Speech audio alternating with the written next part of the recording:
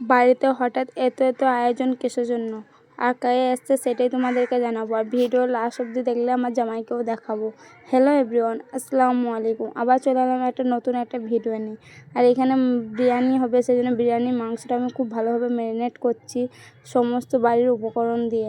আর এখানে আমি নুন দিতে ভুলে গেছিলাম, তাই নুনটা অফ ক্যামেরায় দিয়ে দিয়েছি, দিয়ে খুব ভালোভাবে ম্যারিনেট করে নিয়েছি। আর এখানে বেরেস্তাটা দিয়ে 1 ঘন্টা রেখে দিয়েছিলাম মাখিয়ে। আর এখানে চলে এসেছিলো আমার শ্বশুরমশাই, শ্বশুরকে খেতে দিয়ে আমি মাংসটা রান্না করে নিচ্ছি প্রেসার কুকারে। এদিকে ভাতটাও সেরে নিয়েছি, আর এদিকে দুধের সাথে একটু ফুড কালার ম্যাট করে রেখেছিলাম যাতে ভাতের কালারটা খুব সুন্দর আসে। আর এদিকে বিরিয়ানিটা সাজানোর জন্য আমি মাংস আলু দিয়ে দিয়েছি সবারই লাস্টে। আর এদিকে ভাতটা 2 লেয়ারে সাজিয়ে নিয়েছি। তারপর 1 ঘন্টা দমে দেওয়ার জন্য আটা লাগিয়ে দিয়েছিলাম, ঢাকনা দিয়ে দিয়েছিলাম।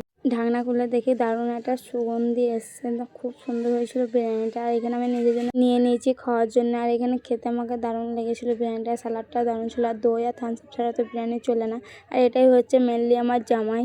আর আমার জামাইকে কেমন লাগছে অবশ্যই কমেন্টে জানাবে। আসলে আমার এটা ভাই হচ্ছে, আর আমার ফুপুরা বেড়াতে এসেছিলো আমাদের বাড়ি, সেজন্যই এত কিছু আয়োজন। আজকের মতন এইখানেই ভিডিওটা শেষ করছি, টাটা।